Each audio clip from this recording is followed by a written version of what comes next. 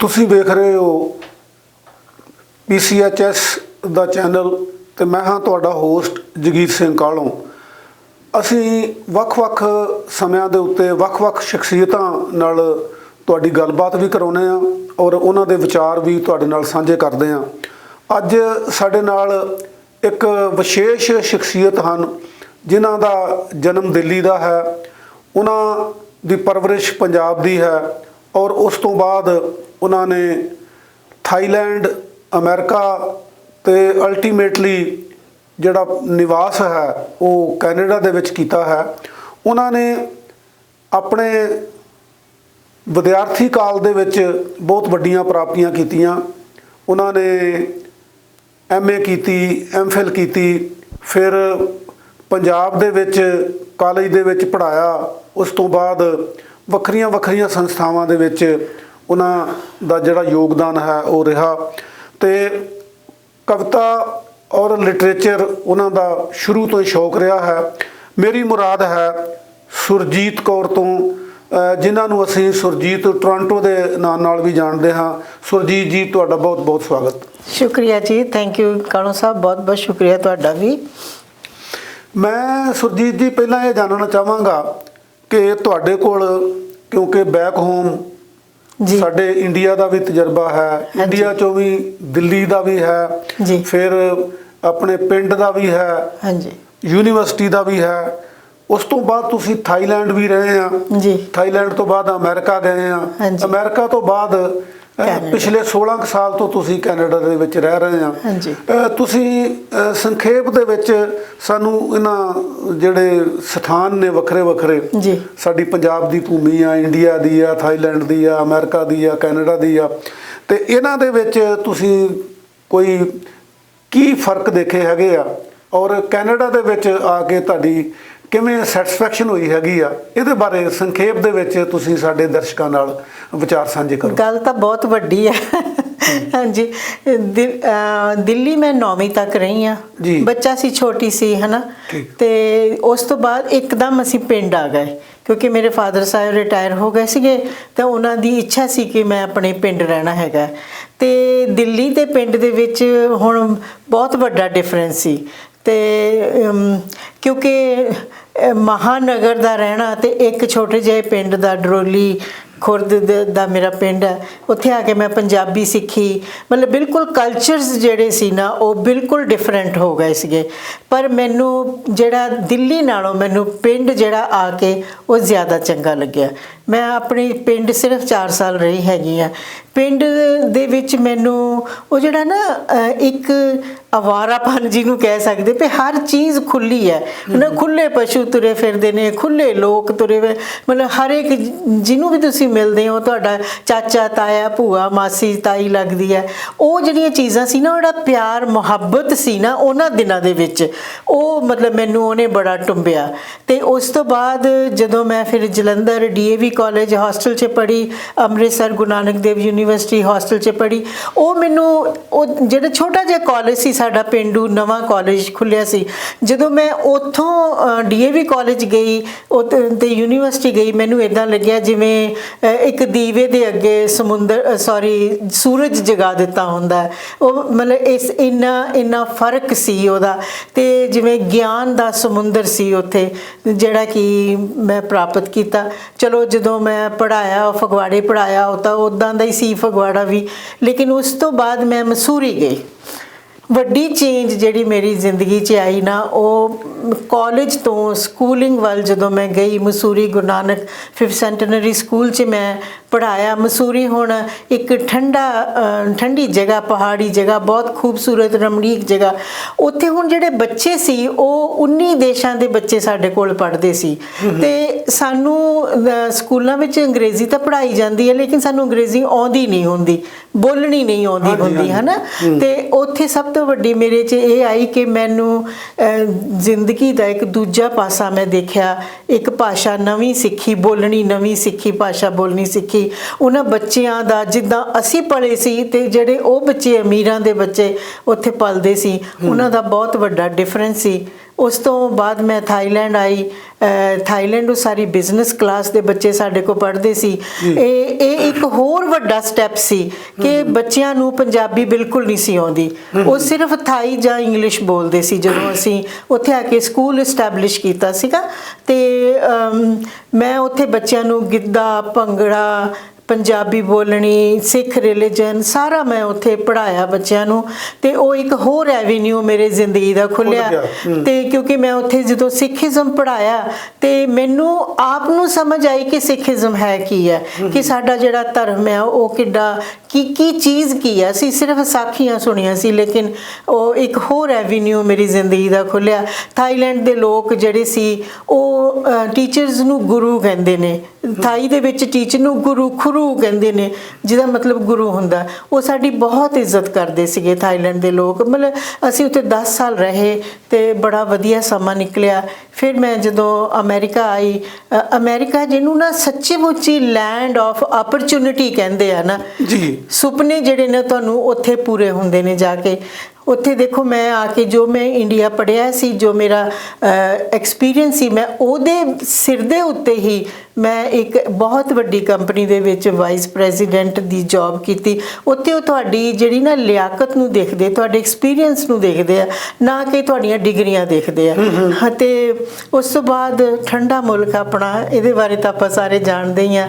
ਅਤੇ ਮੈਂ 2007 ਤੋਂ ਇੱਥੇ ਰਹਿ ਰਹੀ ਹਾਂ। ਇੱਥੇ ਹੋਰ ਤਰ੍ਹਾਂ ਦਾ, ਜਿਵੇਂ ਮੈਂ ਕਹਿ ਸਕਦੀ ਕਿ ਇੱਥੇ ਜਿਹੜਾ ਸਾਹਿਤਕ ਮਾਹੌਲ ਹੈ ਨਾ, ਮੈਨੂੰ ਉਹਦੀ ਬਹੁਤ ਵੱਡੀ ਦੇਣ ਹੈ। ਇੱਕ ਸੁਰਜੀਤ ਜੀ, ਮੈਂ ਜਾਣਨਾ ਚਾਹੁੰਦਾ ਹਾਂ ਜੀ ਕਿ ਤੁਸੀਂ ਅਮਰੀਕਾ ਰਹੇ ਜੀ, ਫਿਰ ਤੁਸੀਂ ਕੈਨੇਡਾ ਆਏ ਜੀ। ਇਹ ਦੋਨੇ ਹੀ ਨਾਰਥ ਅਮਰੀਕਾ ਕੰਟੀਨੈਂਟ ਦੇ ਵਿੱਚ ਪੈਂਦੇ ਨੇ ਮੁਲਕ। ਜੀ ਜੀ। ਔਰ ਇਹਨਾਂ ਨੂੰ ਕਹਿੰਦੇ ਆ ਵੀ ਜਿਹੜਾ ਅਮਰੀਕਾ ਆ ਉਹ ਵੱਡਾ ਭਰਾ ਆ, ਯਾਨੀ ਕੈਨੇਡਾ ਤੇ ਅਮਰੀਕਾ ਦੋਵੇਂ ਭਰਾ ਨੇ। ਹਾਂਜੀ। ਅਮਰੀਕਾ ਵੱਡਾ ਭਰਾ ਆ, ਕੈਨੇਡਾ ਛੋਟਾ ਭਰਾ ਆ। ਤੇ ਤੁਸੀਂ ਵੱਡੇ ਭਰਾ ਦੇ ਮੁਲਕ ਚੋਂ ਛੋਟੇ ਭਰਾ ਦੇ ਮੁਲਕ ਨੂੰ ਕਿਵੇਂ ਚੁਣਿਆ?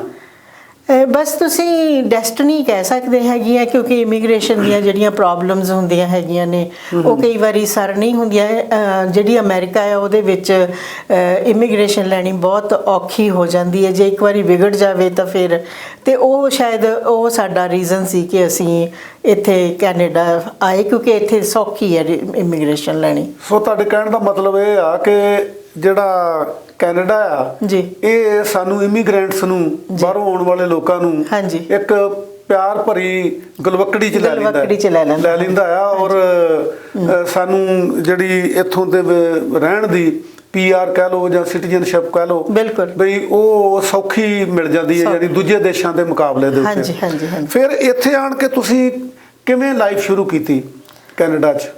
ਦੇਖੋ, ਮੈਂ ਇੱਥੇ ਸ਼ੁਰੂ 'ਚ ਮੈਂ ਸੋਚਿਆ ਸੀ ਕਿ ਮੈਂ ਅਮਰੀਕਾ ਇੰਨੀ ਦੇਰ ਜੌਬ ਕਰਦੀ ਆਈ ਹਾਂ ਔਰ ਬੜੀ ਅੱਛੀਆਂ ਜੌਬਸ ਮੈਂ ਕੀਤੀਆਂ ਨੇ, ਅਤੇ ਇੱਥੇ ਆ ਕੇ ਮੈਨੂੰ ਜੌਬ ਉਹੋ ਜਿਹੀ ਮਿਲ ਜਾਏਗੀ, ਜਾਂ ਮਤਲਬ ਕਿਉਂਕਿ ਸਰਵਾਈਵਲ ਜੌਬ ਮੈਂ ਕਰਨੀ ਨਹੀਂ ਸੀ ਚਾਹੁੰਦੀ ਹੈਗੀ। ਅਤੇ ਨਹੀਂ ਉਹੋ ਜਿਹਾ ਮਤਲਬ ਮੌਕਾ ਮੈਨੂੰ ਨਹੀਂ ਮਿਲ ਸਕਿਆ। ਪਰ ਉਹਦਾ ਫਾਇਦਾ ਇਹ ਹੋਇਆ ਕਿ ਜਿਹੜੀਆਂ ਸਾਹਿਤਕ ਸੰਸਥਾਵਾਂ ਨੇ ਇੱਥੇ ਵਰਿਆਮ ਸੰਧੂ ਵਰਗੇ ਬਹੁਤ ਵੱਡੇ ਰਾਈਟਰ ਰਹਿੰਦੇ ਨੇ, ਜਾਂ ਤੁਹਾਡੇ ਵਰਗੇ ਵਿਦਵਾਨ ਰਹਿੰਦੇ ਨੇ, ਉਹਨਾਂ ਤੋਂ ਬਹੁਤ ਕੁਝ ਸਿੱਖਣ ਦਾ ਮੌਕਾ ਮਿਲਿਆ। ਅਸੀਂ ਆਉਂਦਿਆਂ ਹੀ, ਕਿਉਂਕਿ ਅਸੀਂ ਅਮਰੀਕਾ ਵੈਲ ਸੈਟਲਡ ਸੀਗੇ, ਅਤੇ ਅਸੀਂ ਆਉਂਦਿਆਂ ਹੀ ਸਭ ਤੋਂ ਪਹਿਲਾਂ ਘਰ ਲਿਆ ਸੀ। ਜਿਹੜੇ ਘਰ 'ਚ ਅਸੀਂ ਹੁਣ ਰਹਿੰਦੇ ਹਾਂ ਨਾ, ਇਹ ਅਸੀਂ 2007 ਦਸੰਬਰ 'ਚ ਲੈ ਲਿਆ ਸੀ, ਅਤੇ ਅਸੀਂ ਉਸੇ ਘਰ ਦੇ ਵਿੱਚ ਉਦੋਂ ਦੇ ਰਹਿ ਰਹੇ ਹੈਗੇ ਆ। ਮੇਰੇ ਹਸਬੈਂਡ ਨੇ ਅਸੀਂ ਆ ਕੇ ਇੱਥੇ ਇੰਸ਼ੋਰੈਂਸ ਦੇ ਲਾਇਸੈਂਸ ਲਏ, ਜਿਹੜੀ ਜਨਰਲ ਇੰਸ਼ੋਰੈਂਸ ਹੁੰਦੀ ਹੈ ਇਹ, ਉਹ ਉੱਥੇ ਵੀ ਇੰਸ਼ੋਰੈਂਸ ਦਾ ਕੰਮ ਕਰਦੇ ਸੀ, ਉਹ ਇੱਥੇ ਵੀ ਇੰਸ਼ੋਰੈਂਸ ਦਾ ਕੰਮ ਕਰਦੇ ਆ। ਪਰ ਮੈਂ ਥੋੜ੍ਹੀ ਮੇਰੀ ਆਉਂਦਿਆਂ ਇੱਥੇ ਸਿਹਤ ਖਰਾਬ ਹੋਣ ਕਰਕੇ ਫਿਰ ਮੈਂ ਘਰੋਂ ਬਾਹਰ ਨਹੀਂ ਨਿਕਲੀ। ਇੱਕ ਮੌਸਮ ਖਰਾਬ ਹੈ, ਇੱਕ ਥੋੜ੍ਹੀ ਸਿਹਤ ਖਰਾਬ ਹੋ ਗਈ, ਅਤੇ ਮੇਰੇ ਹਸਬੈਂਡ ਹੀ ਕੰਮ ਕਰਦੇ ਨੇ ਉਦੋਂ ਦੇ, ਅਤੇ ਮੈਂ ਆਪਣੇ ਘਰ ਦੀ ਦੇਖ ਰੇਖ। ਤੁਹਾਡੀ ਗੱਲ 'ਚੋਂ ਇੱਕ ਗੱਲ ਬੜੀ ਚੰਗੀ ਮੈਨੂੰ ਲੱਗੀ ਜੀ, ਮਤਲਬ ਪਤਾ ਨਹੀਂ ਜਿਹੜੇ ਸਾਡੇ ਪਿਊ ਦਰਸ਼ਕ ਨੇ ਉਹ ਕਿੱਦਾਂ ਮਹਿਸੂਸ ਕਰਨਗੇ ਜੀ। ਇੱਥੇ ਮੈਂ ਦੇਖਿਆ ਹੈਗਾ, ਮੈਨੂੰ ਮਹਿਸੂਸ ਹੁੰਦਾ ਹੈਗਾ ਕਿ ਅਸੀਂ ਘਰ ਨੂੰ ਘਰ ਨਹੀਂ ਸਮਝਦੇ। ਹਾਂਜੀ। ਅਸੀਂ ਘਰ ਨੂੰ ਇੱਕ ਬਿਜ਼ਨਸ ਵਾਂਗੂ ਲੈਂਦੇ ਹਾਂ। ਹਾਂਜੀ ਹਾਂਜੀ। ਕਿ ਜਦੋਂ ਉਹਦੇ ਰੇਟ ਵੱਧ ਜਾਂਦੇ ਆ ਤਾਂ ਅਸੀਂ ਵੇਚ ਦਿੰਦੇ ਆ।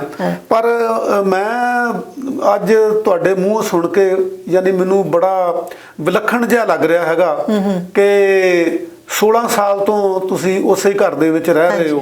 ਕਿਉਂਕਿ ਜਿਹੜਾ ਸਾਡਾ ਬੈਕ ਹੋਮ ਭਾਰਤੀਆਂ ਦਾ, ਪੰਜਾਬੀਆਂ ਦਾ ਘਰ ਬਾਰੇ ਕਨਸੈਪਟ ਹੈਗਾ, ਉਹਦੇ ਨਾਲੋਂ ਇੱਥੇ ਕੈਨੇਡਾ ਦੇ ਵਿੱਚ ਕਨਸੈਪਟ ਜਿਹੜਾ ਹੈਗਾ ਉਹ ਡਿਫਰੈਂਟ ਆ। ਤੇ ਤੁਹਾਡੇ ਦਿਮਾਗ 'ਚ ਨਹੀਂ ਕਦੀ ਆਈ ਗੱਲ ਵੀ ਅਸੀਂ ਵੀ ਲੋਕਾਂ ਵਾਂਗੂ ਇਹਨੂੰ ਵੇਚੀਏ ਤੇ ਇਹਦੇ ਪੈਸੇ ਵਟੀਏ ਤੇ ਹੋਰ ਗਾਂ, ਯਾਨੀ ਇੱਕ ਬਿਜ਼ਨਸ ਦੇ ਤੌਰ ਤੇ ਇਹਨੂੰ ਲਈਏ? ਨਹੀਂ, ਕਿਉਂਕਿ ਘਰ ਦੀ ਹਰ ਚੀਜ਼ ਨਾਲ, ਹਰ ਦੀਵਾਰ ਨਾਲ ਮੋਹ ਹੋ ਜਾਂਦਾ ਹੈਗਾ। ਤੇ ਸਾਨੂੰ ਅਸੀਂ ਸੋਚਿਆ ਨਹੀਂ ਕਦੀ ਵੀ। ਬਹੁਤ ਲੋਕੀ ਕਹਿ ਵੀ ਦਿੰਦੇ ਨੇ ਕਿ ਹਾਂ ਜੀ ਤੁਸੀਂ ਹੁਣ ਨਵਾਂ ਘਰ ਲੈ ਲਓ, ਪਰ ਨਾ ਤਾਂ ਮੇਰੇ ਬੇਟੇ ਨੇ ਕਦੀ, ਉਹਨੂੰ ਵੀ ਨਹੀਂ ਕਦੀ ਲੱਗਿਆ ਕਿ ਅਸੀਂ ਇਹ ਘਰ ਵੇਚ ਕੇ ਕਿਸੇ ਹੋਰ ਜਗ੍ਹਾ ਜਾਣਾ। ਮੈਨੂੰ ਆਪਣੀ ਗਲੀ ਨਾਲ, ਆਪਣੇ ਘਰ ਨਾਲ, ਆਪਣੇ ਵਿਹੜੇ ਨਾਲ ਮੈਨੂੰ ਬੜਾ ਪਿਆਰ ਹੈ। ਤੇ ਨਹੀਂ ਜੀ, ਇੱਦਾਂ ਸੋਚਿਆ ਨਹੀਂ ਕਦੀ। ਹਾਂਜੀ, ਇੱਕ ਸੁਰਜੀਤ ਜੀ ਇਹ ਦੱਸੋ ਕਿ ਤੁਸੀਂ ਇੰਡੀਆ ਦਾ ਪਿੰਡ ਦੇਖਿਆ, ਇੰਡੀਆ ਦਾ ਮਹਾਨਗਰ ਦੇਖਿਆ, ਦਿੱਲੀ ਦੇਖੀ, ਡਰੋਲੀ ਦੇਖਿਆ, ਫਿਰ ਤੁਸੀਂ ਮਸੂਰੀ ਰਹੇ, ਜਿਹੜਾ ਮਸੂਰੀ ਵੀ ਇੰਟਰਨੈਸ਼ਨਲ ਪੱਧਰ ਦਾ ਮਤਲਬ ਸੈਲਾਨੀਆਂ ਦਾ ਥਾਂ ਹੈਗਾ। ਉਸ ਤੋਂ ਬਾਅਦ ਤੁਸੀਂ ਥਾਈਲੈਂਡ ਰਹੇ ਆ, ਫਿਰ ਅਮਰੀਕਾ ਰਹੇ ਆ, ਤੇ ਅਲਟੀਮੇਟਲੀ ਤੁਸੀਂ ਕੈਨੇਡਾ ਦੇ ਵਿੱਚ ਕਿਆਮ ਕੀਤਾ ਹੈਗਾ। ਸੋ ਕੈਨੇਡਾ ਦੀਆਂ ਕਿਹੜੀਆਂ ਚੀਜ਼ਾਂ ਆ ਜਿਹੜੀਆਂ ਤੁਹਾਨੂੰ ਖਿੱਚ ਪਾਉਂਦੀਆਂ? ਕੈਨੇਡਾ ਦਾ ਸਭ ਤੋਂ ਵਧੀਆ ਤਾਂ ਮੈਨੂੰ ਸਾਹਿਤਕ ਮਾਹੌਲ ਹੀ ਲੱਗਿਆ, ਜਿਹੜਾ ਆਪਣੇ ਮਤਲਬ ਬਹੁਤ ਸਾਰੇ ਵਿਦਵਾਨ ਜਿਹੜੇ ਆਉਂਦੇ ਨੇ ਇੱਥੇ, ਜਿਹੜੀਆਂ ਸਾਡੇ ਸੈਮੀਨਾਰ ਹੁੰਦੇ ਨੇ, ਸਾਡੀਆਂ ਆਪਾਂ ਜਿਹੜੀ ਕਾਨਫਰੰਸ ਕੀਤੀ ਹੈ, ਮਤਲਬ ਇਹ ਗੱਲਾਂ ਸਾਰੀਆਂ ਜਿਹੜੀਆਂ ਬਹੁਤ ਚੰਗੀਆਂ ਲੱਗੀਆਂ। ਬਾਕੀ ਕੈਨੇਡਾ ਹਾਲੇ ਗਰੋਇੰਗ ਕੰਟਰੀ ਹੈਗੀ ਹੈ, ਬਹੁਤ ਸਾਰੀਆਂ ਜਿਹੜੀਆਂ ਪ੍ਰੋਬਲਮਸ ਇੱਥੇ ਹੈਗੀਆਂ ਨੇ। ਜਿਹੜਾ ਮੌਸਮ ਹੈ ਇਹ ਬਹੁਤ ਵੱਡਾ ਰੋਲ ਪਲੇ ਕਰਦਾ ਹੈ ਕਿ ਅਸੀਂ ਘਰਾਂ ਦੇ ਵਿੱਚ ਅੰਦਰ ਬੱਝ ਕੇ ਸਾਡੇ ਜਿਹੜੇ ਬਜ਼ੁਰਗ ਨੇ ਉਹ ਰਹਿ ਜਾਂਦੇ ਹੈਗੇ ਆ। ਮੈਨੂੰ ਤਾਂ ਇਹੀ ਲੱਗਿਆ ਹੈਗਾ। ਬਾਕੀ ਦੇਖੋ ਇੱਥੇ ਦਾ ਕਈ ਗੱਲਾਂ ਹੈਗੀਆਂ ਨੇ ਜਿਹੜੀਆਂ ਮੈਨੂੰ ਨਹੀਂ ਵੀ ਚੰਗੀਆਂ ਲੱਗੀਆਂ ਅਸਲ 'ਚ। ਮੈਂ ਚਾਹਾਂਗਾ ਕਿ ਤੁਸੀਂ ਪਹਿਲਾਂ ਉਹ ਗੱਲਾਂ ਦੱਸੋ ਜਿਹੜੀਆਂ ਤੁਹਾਨੂੰ ਚੰਗੀਆਂ ਲੱਗੀਆਂ ਨੇ। ਚੰਗੀ ਬਸ ਮੈਂ ਤੁਹਾਨੂੰ ਦੱਸ ਦਿੱਤੀ ਜਿਹੜੀ ਚੰਗੀ ਲੱਗੀ ਹੈ, ਕਿ ਜਿਹੜਾ ਆਪਣਾ ਇੱਥੇ ਦਾ ਸਾਹਿਤਕ ਮਾਹੌਲ ਹੈ। ਹਾਂ, ਇੱਥੇ ਦਾ ਜਿਹੜਾ ਵਾਤਾਵਰਣ ਹੈ ਸਾਡੇ ਬਹੁਤ ਸੋਹਣੀ ਹੈ। ਸਾਡੇ ਕੋਲ ਇੱਥੇ ਕੀ ਉਹਨੂੰ ਕਹਿੰਦੇ, ਝੀਲਾਂ ਨੇ ਬਹੁਤ ਸੋਹਣੀਆਂ, ਜਿਹੜੀਆਂ ਕਿ ਨਿਆਗਰਾ ਫਾਲਸ ਹੈ। ਜਿਹੜੀ ਨੈਚੁਰਲ ਬਿਊਟੀ ਹੈ ਨਾ, ਉਹਦੇ ਵਰਗੀ ਕੋਈ ਗੱਲ ਨਹੀਂ। ਉਹ ਤਾਂ ਬਹੁਤ ਫੈਸੀਨੇਟਿੰਗ ਹੈਗੀ, ਨੈਚੁਰਲ ਬਿਊਟੀ ਬਹੁਤ ਚੰਗੀ ਲੱਗੀ ਹੈ ਮੈਨੂੰ ਇੱਥੇ ਦੀ। ਤੇ ਬਾਕੀ ਜਿਹੜਾ ਮਾਹੌਲ ਹੈ ਉਹ ਮੈਨੂੰ ਖੁਸ਼ਕ ਲੱਗਾ ਇੱਥੇ। ਮਤਲਬ ਮੈਂ ਓਨੈਸਟਲੀ ਤੁਹਾਨੂੰ ਨਹੀਂ, ਬਿਲਕੁਲ ਦੱਸਣਾ ਚਾਹੀਦਾ ਜੀ। ਤੇ ਜਿਹੜੀ ਇਹ ਮਹਿਸੂਸ ਕੀਤੀ ਜਾਂਦੀ ਆ, ਸਾਡੇ ਬਹੁਤੇ ਲੋਕ ਮਹਿਸੂਸ ਕਰਦੇ ਆ ਕਿ ਇੱਥੇ ਰੂਲ ਆਫ ਲਾ ਹੈਗਾ, ਕਿ ਕਾਨੂੰਨ ਦੇ ਮੁਤਾਬਕ ਸਭ ਕੁਝ ਜਿਹੜਾ ਉਹ ਚੱਲਦਾ ਹੈਗਾ। ਇਹਦੀ ਤਾਰੀਫ ਵੀ ਸਾਡੇ ਬਹੁਤੇ ਲੋਕ ਕਰਦੇ ਹੈਗੇ ਆ। ਔਰ ਨਾਲ ਦੀ ਨਾਲ ਇਹ ਵੀ ਆ ਕਿ ਇੱਥੇ ਡਿਸਕ੍ਰਿਮੀਨੇਸ਼ਨ ਜਿਹੜੀ ਆ ਉਹ ਬਹੁਤ ਮਿਨੀਮਮ ਹੈਗੀ ਆ, ਕਿਉਂਕਿ ਮਲਟੀ ਕਲਚਰਲ ਇਹ ਕੰਟਰੀ ਹੈਗਾ। ਇਹਦੇ ਬਾਰੇ ਤੁਹਾਡਾ ਕੀ ਵਿਚਾਰ ਹੈ? ਕਿਉਂਕਿ ਮੈਂ ਅਮਰੀਕਾ ਵੀ ਦੇਖਿਆ ਤੇ ਮੈਂ ਕੈਨੇਡਾ ਵੀ ਦੇਖਿਆ ਜੀ। ਜਿਹੜਾ ਅਮਰੀਕਾ ਦੇ ਵਿੱਚ ਜਿਹੜਾ ਰੂਲ ਹੈ ਨਾ, ਜਿਹੜਾ ਲਾਅ ਹੈ ਨਾ, ਉਹ ਬਹੁਤ ਸਟ੍ਰਿਕਟ ਹੈ। ਉੱਥੇ ਜਿਹੜੀ ਗਲਤੀ ਹੈ ਨਾ, ਉਹ ਕਰਕੇ ਕੋਈ ਬੰਦਾ ਬਚ ਨਹੀਂ ਸਕਦਾ। ਮੈਂ ਸਕੂਲਾਂ ਦੇ ਨਾਲ ਕੰਮ ਕਰਦੀ ਸੀ। ਸਕੂਲ ਦੇ ਵਿੱਚ ਜੇ ਪਤਾ ਲੱਗ ਗਿਆ ਕਿ ਕੋਈ ਪੇਰੈਂਟ ਨੇ, ਕਿਸੇ ਨੇ ਬੱਚੇ ਨੂੰ ਡਾਂਟਿਆ, ਮਾਰਿਆ ਜਾਂ ਕੁਝ ਵੀ ਕੀਤਾ, ਕੋਈ ਕਿਸੇ ਤਰ੍ਹਾਂ ਦੀ ਵੀ ਅਬਿਊਸਿਵ ਗੱਲ ਹੋਈ ਹੈ, ਤੇ ਉਹ ਬੱਚਾ ਜਿਹੜਾ ਨਾ ਡਾਇਰੈਕਟਲੀ ਕੋਈ ਨੋ ਐਕਸਕਿਊਜ਼ ਉਹਨੂੰ ਉਹ ਸ਼ੈਲਟਰ 'ਚ ਲੈ ਜਾ, ਆਪਣੇ ਚਾਈਲਡ ਸਪੋਰਟ ਵਾਲੇ ਲੈ ਜਾਂਦੇ ਸੀ, ਤੇ ਪੇਰੈਂਟਸ ਜਿਹੜੇ ਸੀ ਉਹ ਜੇਲ੍ਹ 'ਚ ਜਾਂਦੇ ਸੀਗੇ, ਹੈ ਨਾ। ਇੱਥੇ ਮੈਂ ਨਹੀਂ ਦੇਖਿਆ ਉਹ, ਮਤਲਬ ਕਿ ਲਾਅ ਜਿਹੜਾ ਉੱਥੇ ਬਹੁਤ ਜ਼ਿਆਦਾ ਸਖਤ ਹੈ। ਜਿਹੜਾ ਡਰੱਗ ਵਾਲਾ ਜਿਹੜਾ ਇੱਕ ਵਾਰੀ ਜੇ ਫਸ ਜਾਂਦਾ ਨਾ, ਉਹਦਾ ਨਿਕਲਣਾ ਬਹੁਤ ਮੁਸ਼ਕਿਲ ਹੈਗਾ ਹੈ। ਸੋ ਲਾਅ ਤਾਂ ਮੈਂ ਉੱਥੇ ਜ਼ਿਆਦਾ ਸਟ੍ਰਿਕਟ ਦੇਖਿਆ। ਬਾਕੀ ਜਿਹੜਾ ਮਲਟੀ ਕਲਚਰਿਜ਼ਮ ਦੇਖਿਆ, ਉਹ ਚਲੋ ਇੱਥੇ ਜਿਹੜਾ ਸਰਫੇਸ ਤੇ ਹੈਗਾ ਆ ਉਹ ਤਾਂ ਬਹੁਤ ਵਧੀਆ ਲੱਗਦਾ ਹੈ, ਲੇਕਿਨ ਡਿਸਕ੍ਰਿਮੀਨੇਸ਼ਨ ਜਿਹੜੀ ਇੱਥੇ ਹੈਗੀ ਹੈ, ਉਹ ਜਿਹੜੀ ਅੰਦਰ ਹੈਗੀ ਹੈ, ਹਿਡਨ ਹੈਗੀ ਹੈ, ਉਹ ਹੈਗੀ ਹੈ। ਮੈਂ ਅਮਰੀਕਾ ਇੱਦਾਂ ਦੀ ਤੁਹਾਨੂੰ ਮਤਲਬ ਜਿਹੜੀ ਗੋਰੇ ਸੀ ਉੱਥੇ ਸਾਨੂੰ ਸਾਡੇ ਨਾਲ ਮਿਲਦੇ ਗਿਲਦੇ ਸੀ, ਸਾਨੂੰ ਬੁਲਾਉਂਦੇ ਸੀ, ਰਾਸਤੇ ਤੇ ਚਲੇ ਜਾਂਦੇ। ਪਰ ਇੱਥੇ ਮੈਂ ਕਦੀ ਵੀ ਕਿਸੇ ਗੋਰੇ ਨੂੰ ਤੁਹਾਨੂੰ ਮਤਲਬ ਤੁਸੀਂ ਸਮਾਈਲ ਵੀ ਦੇ ਲਓ, ਬਹੁਤ ਘੱਟ ਦੇਖਿਆ ਕਿ ਉਹ ਤੁਹਾਨੂੰ ਸਮਾਈਲ ਦੇ ਨਾਲ ਬੁਲਾਉਂਦਾ। ਪਹਿਲੀ ਤਾਂ ਗੱਲ ਇੱਥੇ ਗੋਰੇ ਮਿਲਦੇ ਹੀ ਘੱਟ ਨੇ। ਸੋ ਮਲਟੀ ਕਲਚਰਿਜ਼ਮ ਇਹ ਹੈ ਕਿ ਸਾਨੂੰ ਫੈਸਿਲਿਟੀਜ਼ ਬਹੁਤ ਹੈ ਮਲਟੀ ਕਲਚਰਿਜ਼ਮ ਲਈ, ਡੋਰ ਬਹੁਤ ਓਪਨ ਹੋਏ ਨੇ ਇੱਥੇ, ਇਹਦੇ 'ਚ ਕੋਈ ਸ਼ੱਕ ਨਹੀਂ ਹੈਗੀ। ਹਾਂਜੀ ਨਹੀਂ, ਇਹਨੂੰ ਕੈਨੇਡਾ ਨੂੰ ਕਿਹਾ ਜਾਂਦਾ ਹੈਗਾ ਕਿ ਕੰਟਰੀ ਆਫ ਅਪਰਚੂਨਿਟੀਜ਼। ਹਾਂਜੀ, ਤੁਸੀਂ ਦੇਖਦੇ ਹੋ ਕਿ ਇੱਥੇ ਸਾਡੇ ਜੋ ਲੋਕ ਜਿਹੜੇ ਹੈਗੇ ਆ ਉਹ ਪੋਲੀਟੀਕਲ ਫੀਲਡ ਦੇ ਵਿੱਚ ਖਾਸ ਕਰਕੇ ਕਾਫੀ ਅੱਗੇ ਆਏ ਹੈਗੇ ਆ। ਜੀ ਜੀ। ਤੇ ਤੁਹਾਨੂੰ ਇਦਾਂ ਨਹੀਂ ਲੱਗਦਾ ਕਿ ਇੱਥੇ ਅਪਰਚੂਨਿਟੀਜ਼ ਜਿਹੜੀਆਂ ਹੈਗੀਆਂ ਉਹ ਕਾਫੀ ਮਿਲਦੀਆਂ ਹੈਗੀਆਂ? ਹਾਂਜੀ, ਠੀਕ ਹੈ, ਮਿਲਦੀਆਂ। ਕਿਉਂਕਿ ਇੱਥੇ ਤੁਸੀਂ ਦੇਖੋ ਸਾਡੇ ਜਿਹੜੇ ਯੰਗਸਟਰਸ ਹੈਗੇ ਆ ਜਿਹੜੇ ਬਤੌਰ ਸਟੂਡੈਂਟ ਆਏ ਆ ਔਰ ਕੁਛ ਚਿਰ ਦੇ ਵਿੱਚ ਉਹ MPP ਬਣ ਗਏ ਵਗੈਰਾ ਵਗੈਰਾ। ਤੋ ਇਹ ਕਾਨੂੰਨ ਸਾਹਿਬ ਉਹ ਹੁਣ ਤਕਰੀਬਨ ਹਰ ਦੇਸ਼ ਦੇ ਵਿੱਚ ਜਿਹੜੇ ਬੱਚੇ ਜਾ ਕੇ ਪੜ੍ਹਦੇ ਨੇ, ਉੱਥੋਂ ਸਟੂਡੈਂਟਸ ਨੇ, ਉੱਥੋਂ ਦੇ ਕਲਚਰ ਨੂੰ ਅਡਾਪਟ ਕਰ ਲੈਂਦੇ, ਸਿੱਖ ਲੈਂਦੇ ਨੇ। ਅਮਰੀਕਾ ਦੇ ਵਿੱਚ ਵੀ ਸਾਰੀ ਜਗ੍ਹਾ ਹੁਣ ਹੈ, ਪਰ ਹਾਂ ਇੱਥੇ ਸਾਡੇ ਬਰੈਂਪਟਨ ਦੇ ਵਿੱਚ ਜੇ ਦੇਖਿਆ ਜਾਵੇ ਤਾਂ MPPs ਬਹੁਤ ਕਾਫੀ ਸਾਰੇ MPPs ਹੈਗੇ ਨੇ। ਠੀਕ ਹੈ, ਹਾਂਜੀ, ਮੈਂ ਮੰਨਦੀ ਹਾਂ ਇਸ ਗੱਲ ਨੂੰ। ਇਹ ਬਰੈਂਪਟਨ 'ਚ ਨਹੀਂ ਜੀ, ਮਤਲਬ ਜਿਹੜੀ ਫੈਡਰਲ ਆਪਣੀ ਪਾਰਲੀਮੈਂਟ ਹੈਗੀ ਆ, ਦੂਜੇ ਪ੍ਰੋਵਿੰਸਸ ਦੇ ਉੱਤੋਂ ਵੀ ਚੁਣ ਕੇ ਆਉਂਦੇ ਨੇ ਔਰ ਉਹਨਾਂ ਦੇ ਵਿੱਚ ਕਾਫੀ ਮਤਲਬ ਜਿਹੜੇ ਇੰਡੀਅਨ ਬੈਕਗ੍ਰਾਉਂਡ ਵਾਲੇ, ਪੰਜਾਬੀ ਬੈਕਗ੍ਰਾਉਂਡ ਵਾਲੇ, ਖਾਸ ਕਰਕੇ ਜਿਹੜੀ ਡਿਸਟਿੰਕਸ਼ਨ ਹੈਗੀ ਆ ਸਿੱਖ ਧਰਮ ਨਾਲ ਸੰਬੰਧਿਤ ਜਿਹੜੇ ਹੈਗੇ ਆ ਉਹ ਵੀ ਕਾਫੀ ਚੁਣੇ ਜਾਂਦੇ ਆ। ਹਾਂਜੀ ਹਾਂਜੀ। ਸੋ ਪਗੜੀ ਨਾਲ ਵੀ ਮਤਲਬ ਕਿ ਰੈਕਗਨੀਸ਼ਨ ਮਿਲਦੀ ਹੈ, ਰੈਕਗਨੀਸ਼ਨ ਉਹਨਾਂ ਦੀ ਮਿਲਦੀ ਹੈਗੀ ਆ। ਸੋ ਹੁਣ ਤੁਸੀਂ ਇਹ ਦੱਸੋ ਜੀ, ਜਦੋਂ ਤੁਸੀਂ ਆਏ ਆ ਜੀ ਤੇ ਫਿਰ ਤੁਸੀਂ ਆਪਣਾ ਕਾਰੋਬਾਰ ਤਾਂ ਦੱਸਤਾ, ਇਹ ਵੀ ਦੱਸਤਾ ਕਿ ਤੁਸੀਂ ਘਰ ਖਰੀਦ ਲਿਆ ਔਰ ਤੁਸੀਂ ਉਸ ਘਰ ਨੂੰ ਆਪਣਾ ਘਰ ਸਮਝ ਕੇ, ਯਾਨੀ ਘਰ in the real sense of the word, ਭਈ ਉਹਨੂੰ ਤੁਸੀਂ ਸਾਂਭ ਰਹੇ ਹੋ। ਇਹ ਤਾਂ ਤੁਹਾਡੀ ਇੱਕ ਸੋਚ ਦਾ ਰਿਫਲੈਕਸ਼ਨ ਹੈਗਾ, ਪ੍ਰਗਟਾਵਾ ਹੈਗਾ। ਤੇ ਸਾਹਿਤਕ ਸੰਸਥਾਵਾਂ ਨਾਲ ਤੁਹਾਡਾ ਆਉਂਦਿਆਂ ਕਿਹੜੀਆਂ ਨਾਲ ਵਾਹ ਪਿਆ? ਸਭ ਤੋਂ ਪਹਿਲਾਂ ਤਾਂ ਕਲਮਾਂ ਦਾ ਕਾਫਲਾ ਨਾਲ ਪਿਆ ਸੀ ਜੀ, ਵਾਹ। ਤੇ ਉਸ ਤੋਂ ਬਾਅਦ ਫਿਰ ਅਜੀਤ ਅਖਬਾਰ ਵਾਲਿਆਂ ਨੇ ਇੱਕ ਸੰਸਥਾ ਸ਼ੁਰੂ ਕੀਤੀ ਸੀ, ਕਲਮ ਜੀ। ਉਹਦੇ ਇਸ ਤਰ੍ਹਾਂ ਸਾਨੂੰ ਮਤਲਬ ਅਸੀਂ ਉਹਦਾ ਪਾਰਟ ਬਣੇ ਕਿ ਡਾਕਟਰ ਦਰਸ਼ਨ ਸਿੰਘ ਜਿਹੜੇ ਸੀਗੇ ਸਾਡੇ ਕਾਲਜ, ਡਰੋਲੀ ਕਾਲਜ, ਉਹ ਹਿਸਟਰੀ ਦੇ ਪ੍ਰੋਫੈਸਰ ਸੀਗੇ ਜਦੋਂ ਮੈਂ ਉੱਥੇ ਪੜ੍ਹਦੀ ਸੀਗੀ। ਸੋ ਉਹ ਮਤਲਬ ਉਹ ਮੈਨੂੰ ਜਾਣਦੇ ਸੀਗੇ, ਮੈਂ ਉਹਨਾਂ ਨੂੰ ਜਾਣਦੀ ਸੀ। ਤੇ ਇਹ ਦੋ ਸੰਸਥਾਵਾਂ ਸ਼ੁਰੂ ਦੇ ਵਿੱਚ ਸੀਗੀਆਂ ਜਿਨ੍ਹਾਂ ਦੇ ਨਾਲ ਕਲਮਾਂ ਦਾ ਕਾਫਲਾ, ਤੇ ਫਿਰ ਕਲਮ ਦੇ ਨਾਲ ਕਾਫੀ ਦੇਰ ਵਾਬਸਤਾ ਰਹੀ ਹਾਂ, ਮੈਂ ਜਾਂਦੀ ਆਉਂਦੀ ਰਹੀ ਹਾਂ ਉੱਥੇ। ਤੇ ਹਾਂਜੀ, ਇਹ ਦੋ ਸੰਸਥਾਵਾਂ ਨਾਲ ਪਹਿਲਾਂ ਵਾਸਤਾ ਪਿਆ ਮੇਰਾ। ਹਾਂਜੀ, ਤੁਸੀਂ ਇੱਕ ਲਿਟਰੇਰੀ ਫਿਗਰ ਹੋ, ਤੁਸੀਂ ਕਵਿਤਾ ਵੀ ਲਿਖਦੇ ਹੋ, ਕਹਾਣੀ ਵੀ ਲਿਖਦੇ ਹੋ, ਤੁਸੀਂ ਵਾਰਤਕ ਵੀ ਲਿਖਦੇ ਹੋ, ਤੁਸੀਂ ਆਲੋਚਨਾ ਵੀ ਕਰਦੇ ਹੋ, ਤੁਸੀਂ ਸੰਪਾਦਨਾ ਵੀ ਕਰਦੇ ਹੋ। ਤੇ ਤੁਸੀਂ ਇੱਥੇ ਇਹ ਦੇਖਿਆ ਹੈਗਾ ਕਿ ਬਹੁਤ ਸਾਰੀਆਂ ਵਿਸ਼ਵ ਪੰਜਾਬੀ ਕਾਨਫਰੰਸਿਸ ਜਿਹੜੀਆਂ ਹੈਗੀਆਂ ਉਹ ਹੁੰਦੀਆਂ ਆ, ਉਹਨਾਂ ਬਾਰੇ ਤੁਹਾਡਾ ਕੀ ਐਕਸਪੀਰੀਅੰਸ ਹੈਗਾ? ਤੁਸੀਂ ਕਿਹਨਾਂ ਨਾਲ ਜੁੜੇ ਰਹੇ ਹੋ? ਉਹਦੇ ਬਾਰੇ ਤੁਸੀਂ ਸਾਡੇ ਦਰਸ਼ਕਾਂ ਨੂੰ ਕੁਝ ਜਾਣਕਾਰੀ ਦਿਓ। ਇੱਕ ਤਾਂ ਅਸੀਂ, ਤੁਹਾਨੂੰ ਪਤਾ ਮੈਂ ਦਿਸ਼ਾ ਦੀ ਮੁੱਢਲੀ ਮੈਂਬਰ ਹੈਗੀ ਆ। ਨਹੀਂ, ਮੈਂ ਦਿਸ਼ਾ ਵਾਲੀ ਗੱਲ ਜਿਹੜੀ ਆ ਉਹ ਬਾਅਦ ਚ ਕਰਨੀ ਹੈ। ਨਹੀਂ, ਉਹ ਤੁਹਾਡਾ ਸਾਹਿਤਕ ਨਾਲੋਂ ਦੂਜਾ ਜਿਹੜਾ ਹੈਗਾ ਨਾ, ਸੋਸ਼ਲ ਵਰਕ ਵਧੇਰੇ ਉਹਦਾ ਹੈਗਾ।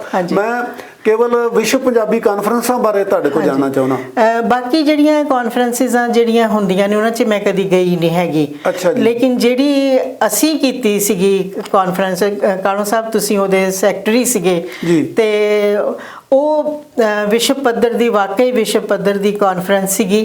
ਉਹਦੇ ਵਿੱਚ ਜਦੋਂ ਫਿਰ ਉਹ ਤੋਂ ਬਾਅਦ ਅਸੀਂ ਸੈਮੀਨਾਰ ਵੀ ਕੀਤਾ, ਬੜੇ ਅੱਛੇ ਜੇ ਸਾਡੇ ਕੋਲ ਜਿਹੜੇ ਪੇਪਰ ਪੜ੍ਹਨ ਵਾਲੇ ਆਏ ਸੀਗੇ। ਜਿਹੜੀ ਅਸੀਂ, ਮੈਨੂੰ ਯਾਦ ਭੁੱਲ ਗਿਆ ਆਪਾਂ ਕਿਹੜੇ ਬੈਂਕਟ ਹਾਲ 'ਚ ਕੀਤੀ ਸੀਗੀ, ਸਪਰੰਜਾ ਬੈਂਕਟ ਹਾਲ ਦੇ ਵਿੱਚ।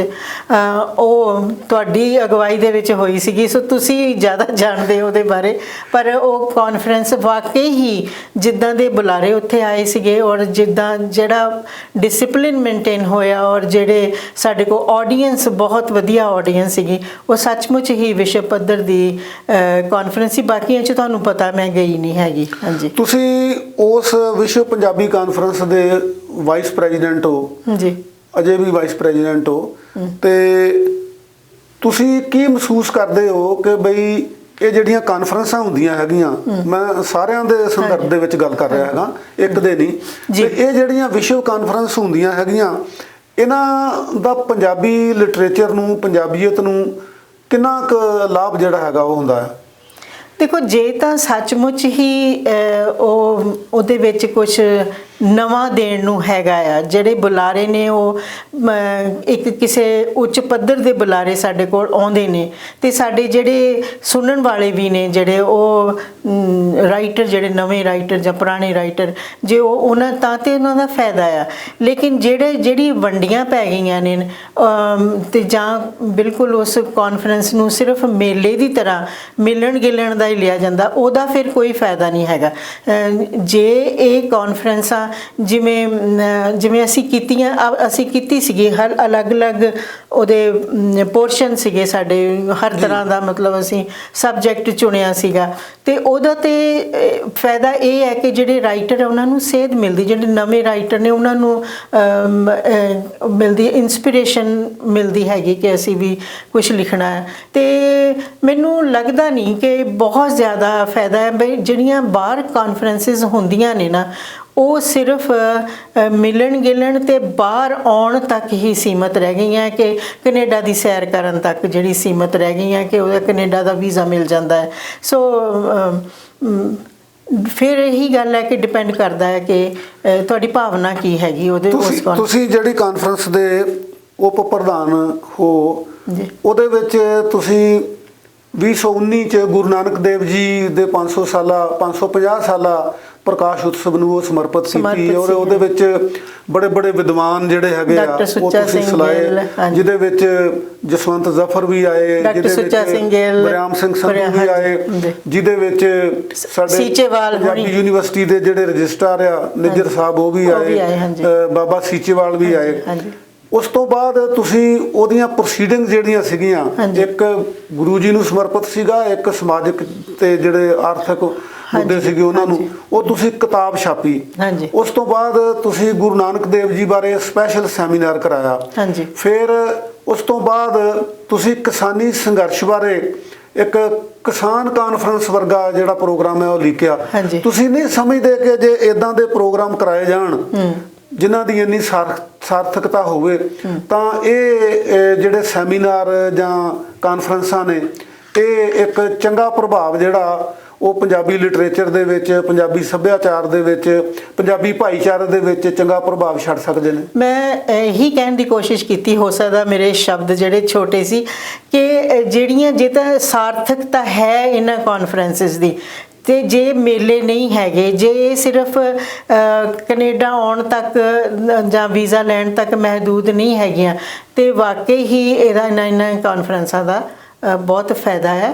ਪਰ ਜੇ ਦੂਸਰੇ ਪਾਸੇ ਜੇ ਸਿਰਫ, ਤੇ ਫਿਰ ਉਹ ਤਾਂ ਮੇਲਾ ਗੇਲਾ ਹੈ, ਤੇ ਫਿਰ ਉਹਦਾ ਕੋਈ ਉਹ ਇੰਪੈਕਟ ਵੀ ਨਹੀਂ ਛੱਡ ਕੇ ਜਾਂਦੀਆਂ ਹੈਗੀਆਂ ਉਹ ਕਾਨਫਰੰਸਿਸ, ਤੇ ਨਾ ਹੀ ਉਹਨਾਂ ਦਾ ਫਿਰ ਕੋਈ ਬਾਅਦ ਦੇ ਵਿੱਚ ਕੋਈ ਮਤਲਬ ਕਿ ਫਾਇਦਾ ਨਿਕਲਦਾ ਹੈਗਾ ਉਹਨਾਂ ਦੇ ਵਿੱਚ। ਹਾਂਜੀ, ਜਿਵੇਂ ਜੇ ਅਸੀਂ ਕਾਨਫਰੰਸ ਕੀਤੀ ਸੀ, ਅਸੀਂ ਉਹਦੀ ਪ੍ਰੋਸੀਡਿੰਗਸ ਦੇ ਪੇਪਰ ਜਿੰਨੇ ਵੀ ਪੜ੍ਹੇ ਸੀ, ਅਸੀਂ ਉਹਦੀ ਕਿਤਾਬ ਐਡਿਟ ਕੀਤੀ ਸੀਗੀ ਨਾ, ਤੇ ਉਸ ਤੋਂ ਬਾਅਦ ਅਸੀਂ ਫੋਲੋਇੰਗ ਉਹਦਾ ਮਤਲਬ ਸੈਮੀਨਾਰ ਵੀ ਕੀਤਾ ਕਿ ਉਸ ਨੂੰ ਇਲੈਬੋਰੇਟ ਕਰਨ ਦੇ ਲਈ।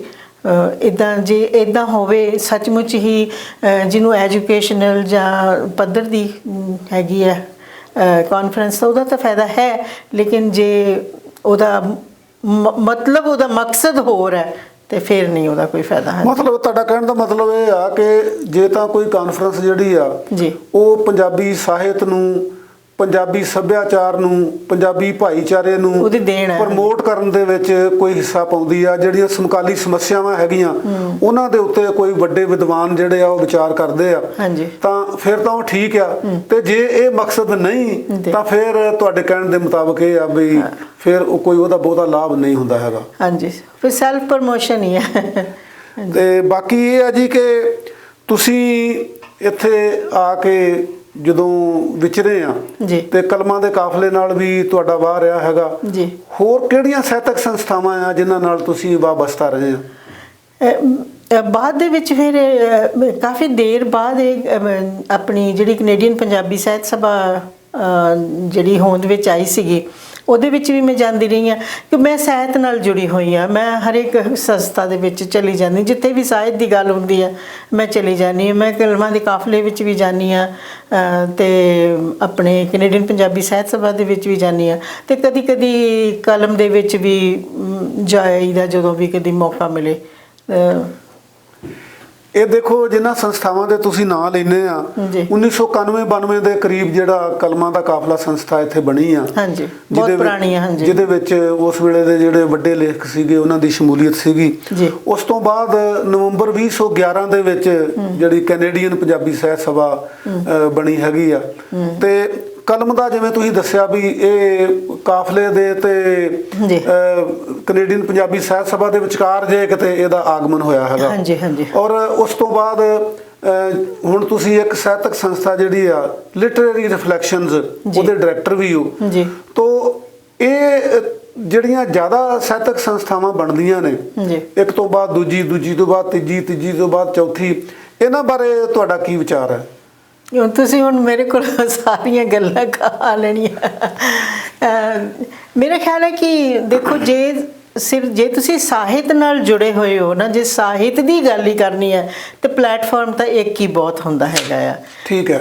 ਪਰ ਜੇ ਤੁਹਾਨੂੰ ਚੌਧਰ ਦੀ ਭੁੱਖ ਹੈ ਵੀ ਤੁਸੀਂ ਉਹਦੇ ਅੱਗੇ ਆਉਣਾ ਆ ਜਾਂ ਉਹਦੇ ਪ੍ਰੈਜ਼ੀਡੈਂਟ ਬਣਨਾ, ਫਿਰ ਇਸ ਕਰਕੇ ਅਲੱਗ-ਅਲੱਗ ਸੰਸਥਾਵਾਂ ਬਣਦੀਆਂ ਨੇ। ਸੋ ਇਹ ਥੋੜ੍ਹਾ ਦੁਖਦਾਈ ਵੀ ਹੈ। ਲੇਕਿਨ ਜੇ ਦੂਜੀ ਤਰ੍ਹਾਂ ਦੇਖੋ ਵੀ ਜਿੰਨੀਆਂ ਵੀ ਸੰਸਥਾਵਾਂ ਬਣ ਜਾਣ, ਕੋਈ ਨਹੀਂ, ਪੰਜਾਬੀ ਪ੍ਰਮੋਟ ਹੀ ਹੁੰਦੀ ਹੈਗੀ ਆ, ਲਿਟਰੇਚਰ ਪ੍ਰਮੋਟ ਹੀ ਹੁੰਦਾ ਹੈ, ਫਿਰ ਮਤਲਬ ਅਸੀਂ ਇਹਨੂੰ ਇੱਦਾਂ ਵੀ ਲੈ ਸਕਦੇ ਹੈਗੇ ਹੈ ਨਾ। ਅਤੇ ਜਿਹੜੀ ਲਿਟਰੇਰੀ ਰਿਫਲੈਕਸ਼ਨਸ ਹੈ ਉਹ ਅਸੀਂ ਮੇਨਲੀ ਉਹਦੇ ਕਰਕੇ ਉਹ ਹੋਂਦ ਦੇ ਵਿੱਚ ਆਈ ਸੀ ਕਿ ਅਸੀਂ ਜਿਹੜੀ ਸਮੀਖਿਆ, ਸਾਹਿਤ ਸਮੀਖਿਆ ਹੈਗੀ ਆ, ਉਹਦੀ ਗੱਲ ਕਰਨੀ ਹੈਗੀ ਆ, ਅਤੇ ਉਹ ਅਸੀਂ ਕਰਦੇ ਵੀ ਰਹੇ ਹੈਗੇ ਆ। ਉਹਦੇ 'ਚ ਸਿਰਫ ਅਸੀਂ ਕਵਿਤਾਵਾਂ ਨਹੀਂ ਪੜ੍ਹਦੇ, ਅਸੀਂ ਮਤਲਬ ਕਿ ਸੀਰੀਅਸ ਗੱਲ, ਜਿਹੜੀ ਸਾਹਿਤ ਪ੍ਰਤੀ ਸੀਰੀਅਸ ਗੱਲ ਹੈ, ਉਹ ਕਰਦੇ ਸੀ। ਤੁਹਾਡੀ ਗੱਲ 'ਚੋਂ ਇਹ ਗੱਲ ਨਿਕਲਦੀ ਆ ਕਿ ਬਈ ਜਿਹੜੀ ਆਈਡੀਅਲ ਗੱਲ ਹੈਗੀ ਆ, ਜਿਹੜੀ ਆਦਰਸ਼ਕ ਗੱਲ ਹੈਗੀ ਆ, ਉਹ ਇਹ ਆ ਕਿ ਬਈ ਤੁਸੀਂ ਇੱਕ ਜਿਹੜੀ ਸੰਸਥਾ ਹੈਗੀ ਆ ਉਹਨੂੰ ਪਰਪੱਕਤਾ ਨਾਲ ਚਲਾਓ, ਉਹਦੀ ਡੈਮੋਕ੍ਰੈਟਿਕ ਤਰੀਕੇ ਨਾਲ ਚੋਣ ਕਰੋ, ਉਹਦੇ ਵਿੱਚ ਵੱਧ ਤੋਂ ਵੱਧ ਜਿਹੜੇ ਲੇਖਕ ਹੈਗੇ ਉਹਨਾਂ ਨੂੰ ਸ਼ਾਮਲ ਕਰੋ, ਤੇ ਦੂਜੇ ਬੰਨੇ ਤੁਸੀਂ ਇਹ ਵੀ ਕਹਿੰਦੇ ਆ ਵੀ ਜੇ ਜ਼ਿਆਦਾ ਸੰਸਥਾਵਾਂ ਬਣਦੀਆਂ ਤਾਂ ਉਹਨਾਂ ਦੀ ਵੀ ਇੱਕ ਦੇਣ ਹੋ ਸਕਦੀ ਹੈ। ਪ੍ਰੋਜ਼ ਐਂਡ ਕੌਨ ਤਾਂ ਹਰ ਇੱਕ ਚੀਜ਼ ਦੇ ਹੁੰਦੇ ਹੀ ਹੈ ਨਾ, ਹੈ ਨਾ। ਤੇ ਉਹ ਇੱਦਾਂ ਹੈ ਕਿ ਉਹ ਫਿਰ ਅਸੀਂ ਹੁਣ ਇੱਕ ਛੋਟੀ ਜੀ ਬ੍ਰੇਕ ਲੈਂਦੇ ਆ ਜੀ, ਤੇ ਤੁਸੀਂ ਦਰਸ਼ਕੋ ਕਿਤੇ ਜਾਣਾ ਨਹੀਂ, ਅਸੀਂ ਆਏ ਤੇ ਗਏ, ਹੁਣੇ ਅਸੀਂ ਬ੍ਰੇਕ ਤੋਂ ਬਾਅਦ ਹਾਜ਼ਰ ਹੁੰਦੇ ਆ। ਹਾਂਜੀ। ਕੀ ਤੁਸੀਂ ਕਿਸੇ ਮਾਨਸਿਕ ਪਰੇਸ਼ਾਨੀ ਦਾ ਸ਼ਿਕਾਰ ਹੋ ਜਾਂ ਨਿਊ ਕਮਰ ਹੋਣ ਕਰਕੇ ਕੈਨੇਡਾ ਵਿੱਚ ਸੈਟਲ ਹੋਣ 'ਚ ਦਿੱਕਤ ਆ ਰਹੀ ਹੈ? ਜ਼ਿੰਦਗੀ ਦੀ ਇਸ ਕਠਿਨਾਈ ਭਰੇ ਦੌਰ 'ਚੋਂ ਲੰਘਣਾ ਸੱਚਮੁੱਚ ਬੜਾ ਮੁਸ਼ਕਿਲ ਹੈ। ਪੰਜਾਬੀ ਕਮਿਊਨਿਟੀ ਹੈਲਥ ਸਰਵਿਸਿਜ਼ ਇੱਕ ਐਸੀ ਸਮਾਜ ਸੇਵੀ ਸੰਸਥਾ ਹੈ ਜੋ ਗ੍ਰੇਟਰ ਟੋਰਾਂਟੋ ਏਰੀਆ ਵਿੱਚ ਸਿਹਤ ਸਮੱਸਿਆ, ਸੈਟਲਮੈਂਟ ਭਾਸ਼ਾ ਸਿੱਖਣੀ ਹੋਵੇ ਜਾਂ ਨਸ਼ਾ ਛੁਡਾਉਣਾ ਹੋਵੇ, ਹਰ ਤਰ੍ਹਾਂ ਦੀਆਂ ਸੇਵਾਵਾਂ ਮੁਹੱਈਆ ਕਰਦੀ ਹੈ। ਜੇਕਰ ਤੁਸੀਂ ਵੀ ਇਹਨਾਂ ਸੇਵਾਵਾਂ ਦਾ ਲਾਭ ਲੈਣਾ ਚਾਹੁੰਦੇ ਹੋ ਤਾਂ ਸਾਡੇ ਫੋਨ ਨੰਬਰ 9056770889 ਤੇ ਕਾਲ ਕਰੋ। ਜੀ ਹਾਂ, 9056770889 ਤੇ ਕਾਲ ਕਰੋ। ਵਧੇਰੇ ਜਾਣਕਾਰੀ ਲਈ www.pchs4u.com ਤੇ ਜਾਓ। ਈਮੇਲ ਵੀ ਕਰ ਸਕਦੇ ਹੋ info@pchs4u.com। Punjabi Community Health Services, serving diverse communities। ਅਸੀਂ ਬ੍ਰੇਕ ਤੋਂ ਬਾਅਦ ਫਿਰ ਹਾਜ਼ਰ ਹੋ ਗਏ ਹਾਂ ਜੀ।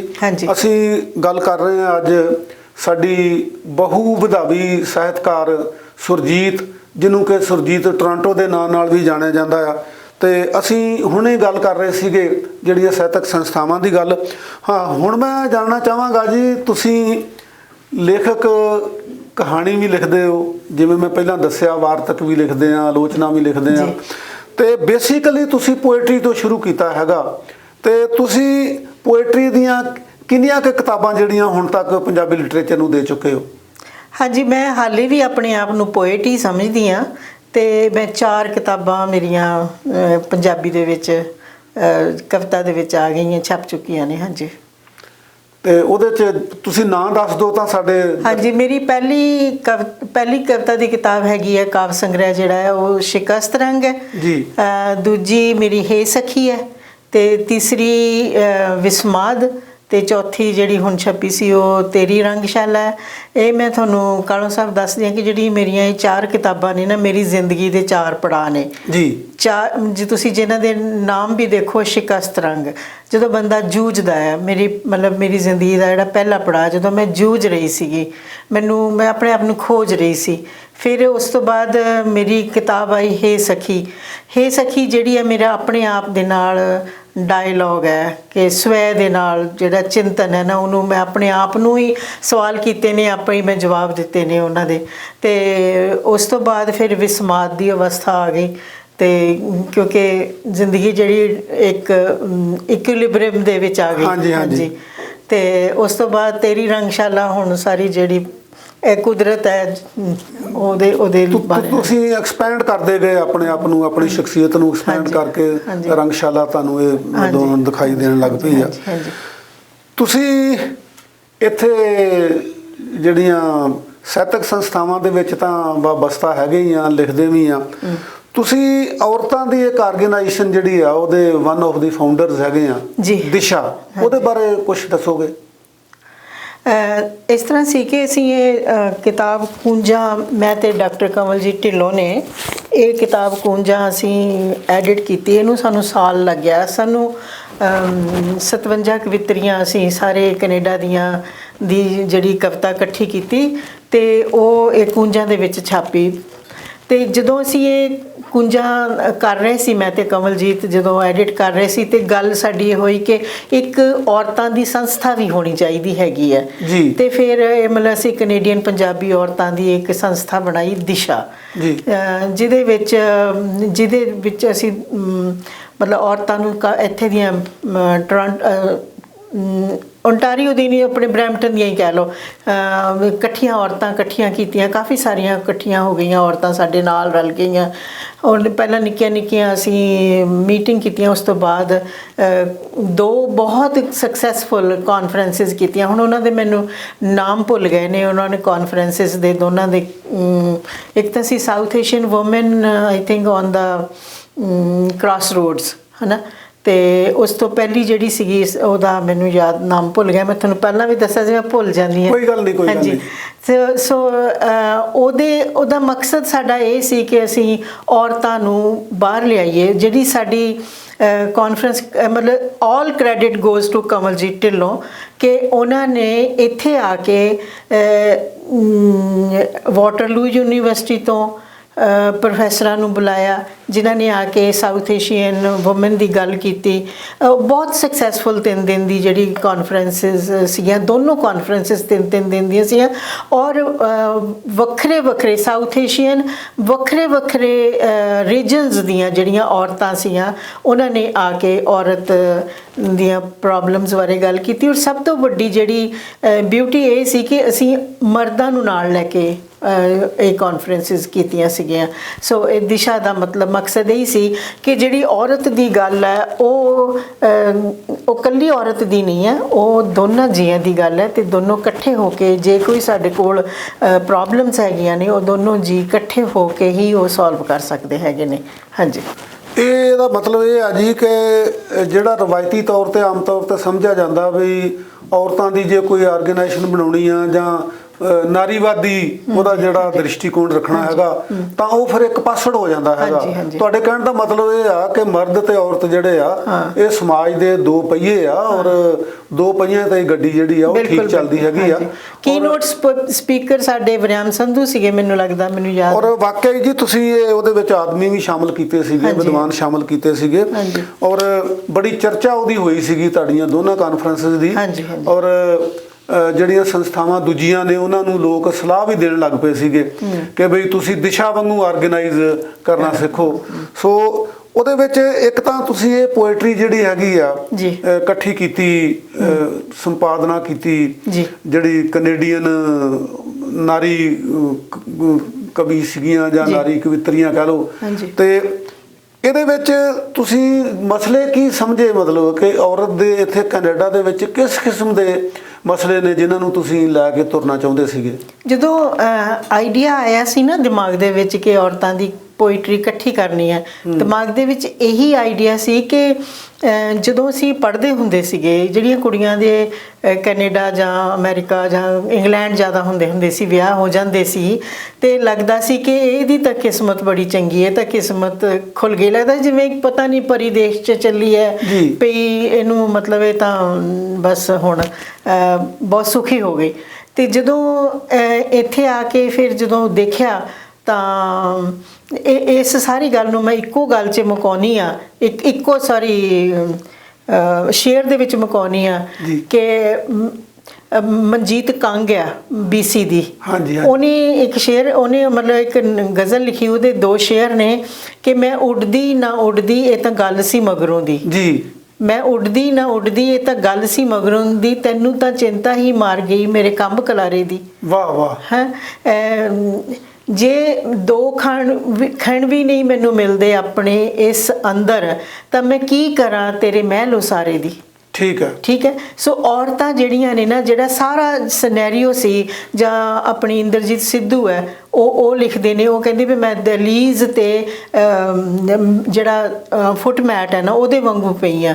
ਤੇ ਜਾਂ ਮਤਲਬ ਕਿ ਜਿਹੜੀ ਮਨਜੀਤ ਕੰਗ ਹੈ ਉਹਦੇ ਵਿੱਚੋਂ ਆਉਂਦਾ ਹੈ ਕਿ ਔਰਤਾਂ ਘੁੱਟੀਆਂ ਹੋਈਆਂ ਨੇ, ਹਾਲੇ ਵੀ ਉਹਨਾਂ ਨੂੰ ਉਹ ਜਿਹੜਾ ਉਹ ਸਵੈ ਮਾਣ ਦੇ ਨਾਲ ਜੀਣ ਦਾ ਜਾਂ ਜਿਹੜਾ ਸੈਲਫ ਕੌਨਫੀਡੈਂਸ ਹੈ ਉਹ ਉਹਨਾਂ ਦੇ ਵਿੱਚ ਹਾਲੇ ਆਉਣ ਨਹੀਂ ਦਿੱਤਾ ਗਿਆ ਹੈਗਾ। ਸੋ ਸਾਰੀਆਂ ਜਿੰਨੀਆਂ ਵੀ ਕਵਿਤਾਵਾਂ, ਜਾਂ ਕਿਸੇ ਨੇ ਲਿਖਿਆ ਵੀ ਮੈਂ ਟਰੱਕੀ ਤੇ ਬਹਿ ਕੇ ਖੇਤਾਂ 'ਚ ਜਾਂਦੀ ਹਾਂ ਬੇਰੀਆਂ ਤੋੜਦੀਆਂ, ਜਾਂ ਕਿਸੇ ਨੇ ਲਿਖਿਆ ਨਹੀਂ ਮੈਂ ਦਾਰੂ ਪੀਣੇ ਨੂੰ ਵਿਆਹੀ, ਹੈ ਨਾ, ਮਤਲਬ ਸਾਰੀਆਂ ਇਹ ਜਿਹੜੀਆਂ ਜਿੰਨੀਆਂ ਵੀ ਸਮਾਜਿਕ ਸਾਡੀਆਂ ਪ੍ਰੋਬਲਮਸ ਆ, ਉਹ ਸਾਰੀਆਂ ਹੀ ਇਸ ਕਿਤਾਬ ਦੇ ਵਿੱਚ ਹੈਗੀਆਂ ਨੇ, ਮਤਲਬ ਕੂੰਜਾਂ ਦੇ ਵਿੱਚ।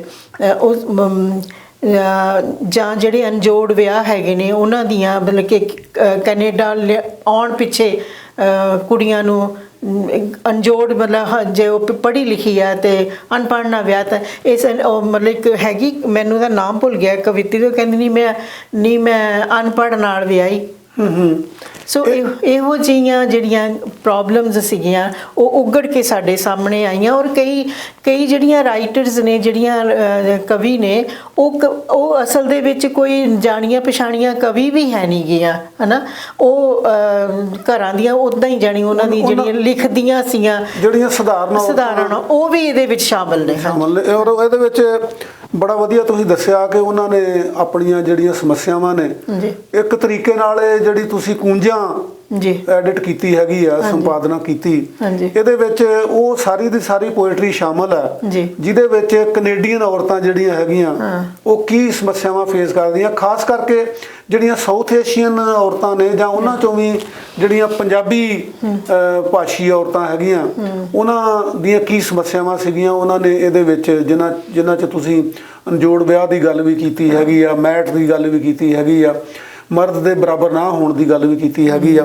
ਅੱਛਾ, ਇਹਦੇ 'ਚ ਤੁਸੀਂ ਇਹ ਨਹੀਂ ਮਹਿਸੂਸ ਕੀਤਾ ਕਿ ਕੈਨੇਡਾ ਵਰਗਾ ਜਿਹੜਾ ਇੱਕ ਵਿਕਸਿਤ ਮੁਲਕ ਹੈਗਾ, ਇਹਦੇ ਵਿੱਚ ਵੀ ਇੱਕ ਤਾਂ ਤੁਸੀਂ ਪੰਜਾਬੀ ਔਰਤਾਂ ਦੀ ਗੱਲ ਕੀਤੀ ਹੈਗੀ ਹੈ ਨਾ, ਕਿ ਓਵਰਆਲ ਜਿਹੜੀਆਂ ਔਰਤਾਂ ਹੈਗੀਆਂ ਉਹਨਾਂ ਨੂੰ ਵੀ ਉਹ ਅਧਿਕਾਰ ਨਹੀਂ ਮਿਲੇ ਜਿਹੜੇ ਕਿ ਇੱਕ ਡੈਮੋਕ੍ਰੇਟਿਕ ਕੰਟਰੀ 'ਚ ਮਿਲਣੇ ਚਾਹੀਦੇ ਨੇ। ਮਸਲਨ ਅਜੇ ਵੀ ਕੈਨੇਡਾ ਦੇ ਵਿੱਚ ਕੁਝ ਖੇਤਰ ਇੱਦਾਂ ਦੇ ਹੈਗੇ ਆ ਜਿਹਦੇ ਵਿੱਚ ਉਸੇ ਹੀ ਕੰਮ ਲਈ ਔਰਤ ਨੂੰ ਘੱਟ ਪੈਸੇ ਦਿੱਤੇ ਜਾਂਦੇ ਆ, ਮਰਦ ਨੂੰ ਜ਼ਿਆਦਾ ਦਿੱਤੇ ਜਾਂਦੇ ਆ। ਇਹ ਤਾਂ ਹੈ ਨੰਬਰ 1। ਨੰਬਰ 2, ਅੱਜ ਤੱਕ ਕੈਨੇਡਾ ਦੀ ਕੋਈ ਪ੍ਰਧਾਨ ਮੰਤਰੀ ਜਿਹੜੀ ਆ ਉਹ ਨਹੀਂ ਚੁਣੀ ਗਈ, ਮਤਲਬ ਕੋਈ ਚੋਣ ਦੇ ਵਿੱਚ ਪ੍ਰਧਾਨ ਮੰਤਰੀ ਨਹੀਂ ਬਣੀ। ਤੇ ਇਹਦਾ ਕੀ ਮਤਲਬ ਤੁਸੀਂ ਇਹ ਲੈਂਦੇ ਹੋ ਵੀ ਇੱਥੇ ਅਜੇ ਹੋਰ ਕੋਈ ਮਤਲਬ ਜਿਹੜੀ ਜਥੇਬੰਦੀ ਬਣਾਉਣ ਦੀ, ਜਥੇਬੰਦਕ ਤਾਕਤ ਵਧਾਉਣ ਦੀ, ਜਾਂ ਇਸ ਖੇਤਰ ਦੇ ਵਿੱਚ ਹੋਰ ਜ਼ਰੂਰਤ ਹੈਗੀ ਆ ਤਾਂ ਕਿ ਔਰਤ ਨੂੰ ਬਰਾਬਰ ਦੇ ਅਧਿਕਾਰ ਜਿਹੜੇ ਜਾਂ ਉਹ ਜੋ ਡਿਜ਼ਰਵ ਕਰਦੀ ਆ ਉਹਨੂੰ ਮਿਲ ਸਕਦੇ ਹੋਣ? ਹਾਂ, ਜਿਹੜਾ ਮਰਦ ਹੈ ਨਾ, ਮੇਲ ਸ਼ਵਨਿਸਟ ਜਿਹਨੂੰ ਕਹਿੰਦੇ, ਉਹ ਉਹਨਾਂ ਨੇ ਔਰਤਾਂ ਨੂੰ ਅੱਗੇ ਨਹੀਂ ਔਰਤਾਂ। ਦੇਖੋ ਹਿਲਰੀ ਕਲਿੰਟਨ ਜਿਹੜੀ ਸੀਗੀ ਉਹ ਹਰ ਪੱਖੋਂ ਅਮਰੀਕਾ ਦੀ ਗੱਲ ਹੈ ਕਿ ਉਹ ਹਰ ਪੱਖੋਂ ਕਾਬਲ ਸੀਗੀ ਪ੍ਰਧਾਨ ਮੰਤਰੀ ਉਹ ਬਣਨ ਦੀ, ਹੈ ਨਾ, ਅਤੇ ਲੇਕਿਨ ਪ੍ਰੈਜ਼ੀਡੈਂਟ ਬਣਨ ਦੀ, ਲੇਕਿਨ ਉਹ ਵੋਟਾਂ ਨਹੀਂ, ਉਹਨੂੰ ਨਹੀਂ ਚੁਣਿਆ ਬੰਦਿਆਂ ਨੇ। ਸੋ ਇੱਥੇ ਵੀ ਆਪਣੇ ਤੁਸੀਂ ਜਾਣਦੇ ਹੀ ਆ ਕਿ ਜਿਹੜੀਆਂ ਦਾ ਫੇਮਸ 5 ਹੈਗੀਆਂ ਸੀ, ਉਹਨਾਂ ਨੇ ਕਿੰਨੀ ਲੜਾਈ ਲੜੀ ਸੀ ਵੋਟ ਪਾਉਣ ਲਈ। ਵੋਟ ਪਾਉਣ ਦਾ ਅਧਿਕਾਰ ਵੀ ਹੈ ਨਹੀਂ ਸੀ। ਸੋ ਆਪਣੀ 20ਵੀਂ ਸਦੀ ਦੇ ਸ਼ੁਰੂ ਦੇ ਵਿੱਚ ਉਹਨਾਂ ਨੇ ਲੜਾਈ ਸ਼ੁਰੂ ਕੀਤੀ ਅਤੇ ਜਾ ਕੇ ਕਿਤੇ ਮਿਡਲ ਦੇ ਵਿੱਚ 1940 ਦੇ ਵਿੱਚ ਜਾ ਕੇ ਕਿਤੇ ਉਹ ਜਿੱਤ ਕੇ, ਇਹ ਹੈ ਕਿ ਔਰਤਾਂ ਨੂੰ ਵੋਟ ਪਾਉਣ ਦਾ ਅਧਿਕਾਰ। ਸੋ ਹੌਲੀ ਹੌਲੀ ਔਰਤਾਂ ਲੜ ਰਹੀਆਂ ਨੇ, ਤੁਰ ਰਹੀਆਂ ਨੇ, ਅਤੇ ਕਿਸੇ ਵੀ ਕੰਪਨੀ ਦੀ CEO ਜਿਹੜੀ ਆ ਉਹ ਔਰਤ ਨਹੀਂ ਹੁੰਦੀ ਹੈਗੀ। ਸੋ ਇਹ ਤਾਂ ਹੈ ਹੀ ਹੈ, ਔਰ ਹੌਲੀ ਹੌਲੀ ਮੇਰਾ ਖਿਆਲ ਹੈ ਜ਼ਰੂਰਤ ਹੈ ਅਜੇ ਹੋਰ ਕੋਸ਼ਿਸ਼ਾਂ ਹੋਣੀਆਂ ਚਾਹੀਦੀਆਂ। ਕੋਸ਼ਿਸ਼ਾਂ ਹੋ ਰਹੀਆਂ ਨੇ। ਅਮਰੀਕਾ ਦੀ ਗੱਲ ਕੀਤੀ ਹੈ ਤਾਂ ਸੁਣਨ ਚ ਆ ਰਿਹਾ ਹੈਗਾ ਕਿ ਉੱਥੇ ਡੈਮੋਕ੍ਰੈਟਿਕ ਪਾਰਟੀ ਵੀ ਤੇ ਰਿਪਬਲਿਕਨ ਪਾਰਟੀ ਵੀ ਨਾ ਦੋਨੇ ਹੀ ਔਰਤਾਂ ਨੂੰ ਕਮਲਾ ਹੈਰਿਸ ਕੋਸ਼ਿਸ਼ ਕਰ ਰਹੀਆਂ ਹੈਗੀਆਂ ਕਿ ਉਹ ਪ੍ਰੈਜ਼ੀਡੈਂਟ ਦੀ ਚੋਣ ਲੜਨ। ਔਰ ਉਹਨਾਂ 'ਚ ਇਹ ਵੀ ਪਤਾ ਲੱਗਾ ਕਿ ਵੀ ਉਹ ਦੋਨੇ ਹੀ ਇੰਡੀਅਨ ਬੈਕਗਰਾਉਂਡ ਦੀਆਂ ਨੇ। ਮਤਲਬ ਚਲੋ ਖੈਰ ਇਹ ਤੁਹਾਡੀ ਇੱਕ ਚੰਗੀ ਕੋਸ਼ਿਸ਼ ਹੈਗੀ ਆ, ਚੰਗੀ ਤੁਹਾਡੀ ਯਾਤਰਾ ਵੀ ਹੈਗੀ ਆ। ਹੁਣ ਤੁਸੀਂ ਜਿਹੜੀ ਤੁਹਾਡੀ ਸੰਪਾਦਨਾ ਆ, ਕੂੰਜਾਂ ਦੀ ਸੰਪਾਦਨਾ ਦੀ ਗੱਲ ਤਾਂ ਤੁਸੀਂ ਕਰ ਦਿੱਤੀ ਆ, ਔਰ ਇਹਦੇ ਵਿੱਚ ਮੈਨੂੰ ਯਾਦ ਆ ਕਿ ਤੁਸੀਂ ਜਿਹੜੇ ਲੇਖਕ ਸੀਗੇ ਉਹਨਾਂ ਦਾ ਸਹਿਯੋਗ ਵੀ ਲੈਂਦੇ ਰਹੇ ਆ, ਜਿਨ੍ਹਾਂ 'ਚ ਖਾਸ ਕਰਕੇ ਆਪਣੇ ਇਕਬਾਲ ਰਾਮੂਵਾਲੀਆ ਸੀਗੇ, ਉਹਨਾਂ ਨੇ ਤੁਹਾਨੂੰ ਹਰਜਿੰਦਰ ਕੌਰ ਦੀ ਕਵਿਤਾ ਦਿੱਤੀ ਸੀ, ਲੱਭਣ 'ਚ ਤੁਹਾਨੂੰ ਮਦਦ ਕੀਤੀ। ਹੋਰ ਵੀ ਜਿਹੜੇ ਸੀਗੇ ਕਿ ਤੁਸੀਂ ਇਹ ਕ੍ਰਾਈਟੇਰੀਆ ਰੱਖਿਆ ਕਿ ਵੀ ਅਸੀਂ ਇਹ ਨਹੀਂ ਕਰਨਾ ਹੈਗਾ ਕਿ ਵੀ ਔਰਤਾਂ ਹੀ ਔਰਤਾਂ ਨੂੰ ਲੱਭਣ ਜਾਂ ਕਵਿਤਰੀਆਂ ਨੂੰ ਲੱਭਣ। ਹੁਣ ਤੁਸੀਂ ਇੱਕ ਹੋਰ ਕਿਤਾਬ ਐਡਿਟ ਕੀਤੀ ਹੈਗੀ ਆ, ਉਹਦੇ ਵਿਚਕਾਰ ਇੱਕ ਹੋਰ ਵੀ ਕੀਤੀ ਸੀ ਜੀ। ਜਦੋਂ ਕੂੰਜਾਂ ਤੋਂ ਬਾਅਦ ਜਿਹੜੀ ਦੂਜੀ ਕਿਤਾਬ ਐਡਿਟ ਜਿਹੜੀ ਕੀਤੀ ਉਹ ਕਹਾਣੀਆਂ ਦੀ ਸੀ। ਨਾਰਥ ਅਮਰੀਕਾ ਦੀਆਂ ਕਹਾਣੀਆਂ ਜਿਹੜੀਆਂ ਸੀ ਉਹ ਸੀ ਧਰਤ ਪਰਾਈ ਆਪਣੇ ਲੋਕ, ਆਪਣੇ ਧਰਤ ਪਰਾਈ ਆਪਣੇ ਲੋਕ। ਉਹਦੇ 'ਚ 9 ਕਹਾਣੀਆਂ ਕੈਨੇਡਾ ਦੀਆਂ ਨੇ ਅਤੇ 10 ਕਹਾਣੀਆਂ ਅਮਰੀਕਾ ਦੀਆਂ ਨੇ। ਮੇਰਾ ਖਿਆਲ ਹੈ ਮੈਂ ਤੁਹਾਨੂੰ ਉਹ ਕਿਤਾਬ ਦੇ ਨਹੀਂ ਸਕੀ। ਨਹੀਂ, ਉਹਦੇ 'ਚ ਮੈਨੂੰ ਪਤਾ ਹੈਗਾ, ਮੈਨੂੰ ਉਸ ਕਿਤਾਬ ਦਾ ਪਤਾ ਆ। ਮੈਂ ਕੇਵਲ ਇਹ ਕਰ ਰਿਹਾ ਸੀਗਾ ਕਿ ਜਿਹੜੀ ਕੂੰਜਾਂ ਆ ਉਹ ਵੀ ਪੋਇਟਰੀ ਦੀ ਕਿਤਾਬ ਹੈਗੀ ਆ, ਕਵਿਤਾ ਦੀ ਕਿਤਾਬ ਆ। ਇਹ ਮੈਨੂੰ ਪਤਾ ਆ ਕਿ ਤੁਸੀਂ ਕਹਾਣੀਆਂ ਦੀ ਕਿਤਾਬ ਵੀ ਐਡਿਟ ਕੀਤੀ ਆ, ਕਹਾਣੀ ਲਿਖਦੇ ਵੀ ਆ। ਹੁਣ ਤੁਸੀਂ ਇਹ ਲਵੈਂਡਰ ਜਿਹੜੀ ਐਡਿਟ ਕੀਤੀ ਹੈਗੀ ਆ, ਇਹ ਇੱਕ ਡਿਸਪਲੇ ਜੇ ਕਰ ਦੋ ਤਾਂ ਸਾਡੇ ਦਰਸ਼ਕ ਇਹਨੂੰ ਦੇਖ ਵੀ ਸਕਦੇ ਨੇ। ਹਾਂਜੀ ਹਾਂ, ਇਹ ਲਵੈਂਡਰ ਜਿਹੜੀ ਹੈ ਜੀ ਇਹਨਾਂ ਨੇ ਐਡਿਟ ਕੀਤੀ ਹੈਗੀ ਆ, ਔਰ ਇਹਦੇ ਬਾਰੇ ਤੁਸੀਂ ਸਾਡੇ ਦਰਸ਼ਕਾਂ ਨਾਲ ਸਾਂਝ ਪਾਓ ਭਈ ਇਹ ਤੁਹਾਡੇ ਕਹਿਣ ਮੁਤਾਬਕ ਜਿਹੜੀ ਕੂੰਜਾਂ ਸੀਗੀ ਉਹ ਨਾਰੀ ਕਵਿਤਾ ਸੀਗੀ, ਜਿਹੜੀ ਔਰਤਾਂ ਨੇ ਕਵਿਤਾ ਲਿਖੀ ਸੀਗੀ। ਇਹ ਹੈ ਕਿ ਕੈਨੇਡੀਅਨ ਪੋਇਟਸ ਨੇ, ਉਹਦੇ 'ਚ ਔਰਤਾਂ ਮਰਦਾਂ ਦਾ ਕੋਈ ਡਿਸਟਿੰਕਸ਼ਨ ਨਹੀਂ ਕੀਤੀ ਗਈ, ਪੋਇਟਸ ਨੇ। ਇਹ ਪੋਇਟਰੀ ਜਿਹੜੀ ਹੈਗੀ ਆ ਕੈਨੇਡਾ ਦੀ ਕਵਿਤਾ ਜਿਹੜੀ ਆ ਉਹ ਤੁਸੀਂ ਸੰਪਾਦ ਕੀਤੀ ਆ। ਇਹਦੇ ਬਾਰੇ ਤੁਸੀਂ ਦੱਸੋ ਕਿ ਕਿਵੇਂ ਇਹ ਤੁਹਾਡੇ ਖਿਆਲ ਆਇਆ ਔਰ ਤੁਸੀਂ ਕਿਸ ਤਰ੍ਹਾਂ ਪਹੁੰਚ ਕੀਤੀ ਔਰ ਕਿਸ ਕਿਸਮ ਦੇ ਜਿਹੜੇ ਮਾਪਦੰਡ ਹੈਗੇ ਆ ਤੁਸੀਂ ਰੱਖੇ ਕਿ ਕਿਹਨਾਂ ਕਵੀਆਂ ਨੂੰ ਇਹਦੇ 'ਚ ਸ਼ਾਮਲ ਕੀਤਾ ਜਾਵੇ?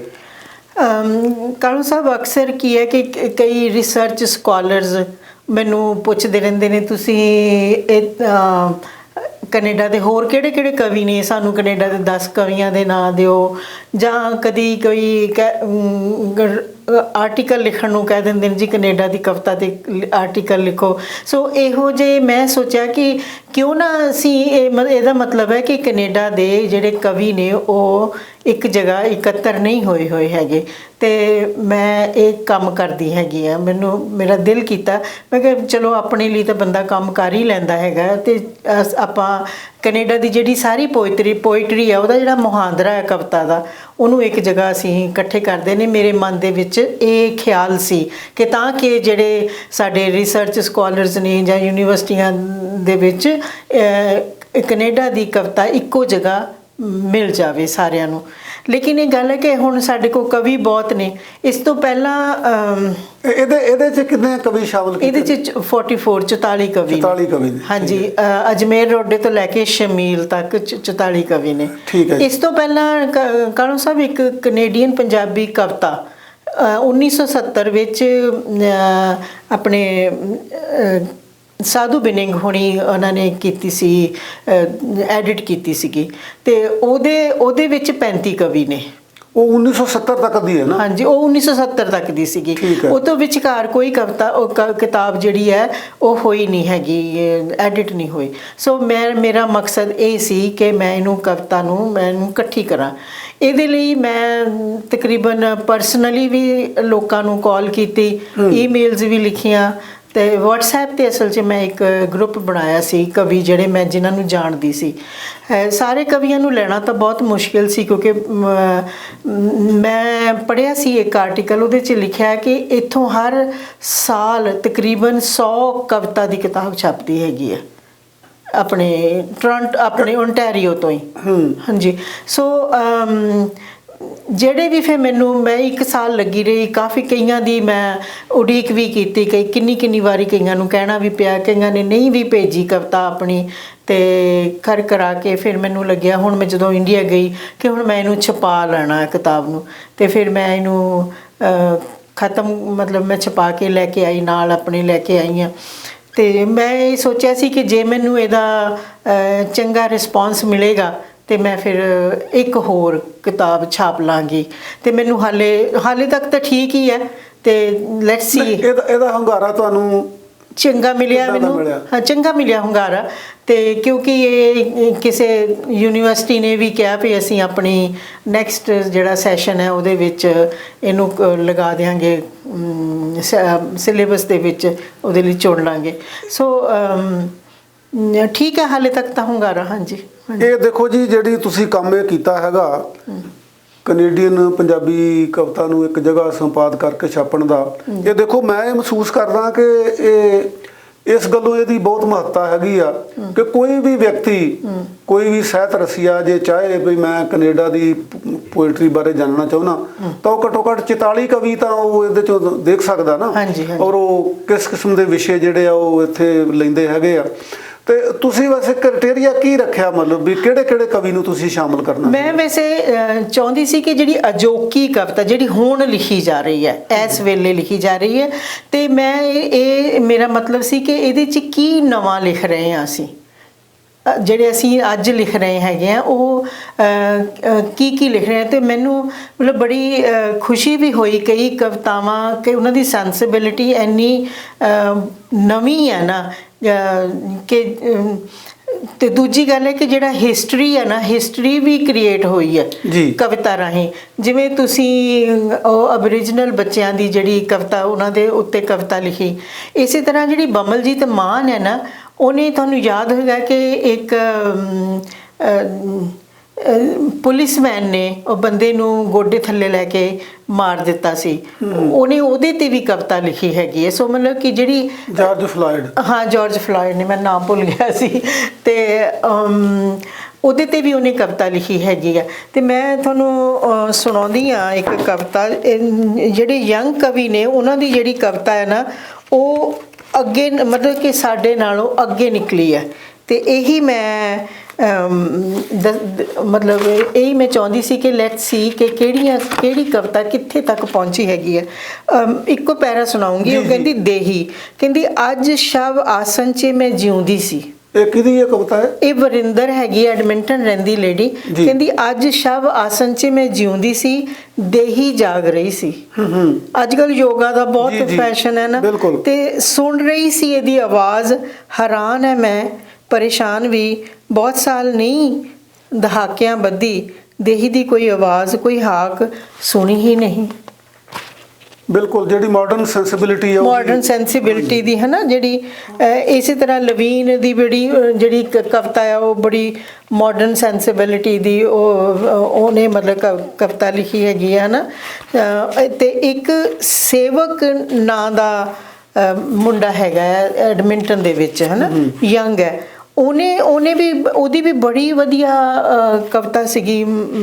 ਹੁਣ ਜੇ ਮੈਨੂੰ ਲੱਭ ਪਈ ਤਾਂ ਇਹਦੇ ਵਿੱਚ ਮੈਂ ਸੁਖਵਿੰਦਰ ਰਾਮਪੁਰੀ ਹੋਰਾਂ ਨੂੰ ਵੀ ਸ਼ਾਮਲ ਕੀਤਾ ਹੈ, ਤੇ ਆਪਣੇ ਇਕਬਾਲ ਰਾਮੂ ਵਾਲੀ ਹੋਰਾਂ ਨੂੰ ਵੀ ਮੈਂ ਉਹਨਾਂ ਨੂੰ ਵੀ ਸ਼ਾਮਲ ਕੀਤਾ ਹੈ ਕਿ ਉਹਨਾਂ ਨੂੰ ਮਤਲਬ ਇੱਕ ਕਿਸਮ ਦੀ ਸ਼ਰਧਾਂਜਲੀ ਸੀ। ਮੈਂ ਚਾਹੁੰਦਾ ਵੀ ਤੁਸੀਂ ਆਪਣੀ ਜਿਹੜੀ ਨਜ਼ਮ ਇਹਦੇ ਵਿੱਚ ਸ਼ਾਮਲ ਹੈ ਉਹ ਸਾਡੇ ਦਰਸ਼ਕਾਂ ਨਾਲ ਸਾਂਝੀ ਕਰੋ।